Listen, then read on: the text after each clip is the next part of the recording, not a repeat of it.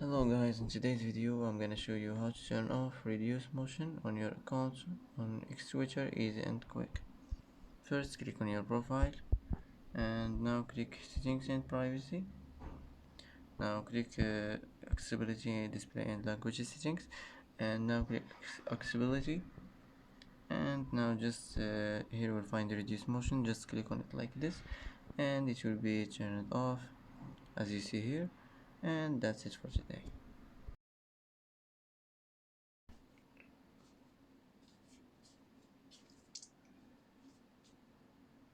And that's it for today's video. If you like this video, don't forget to like and don't forget to subscribe.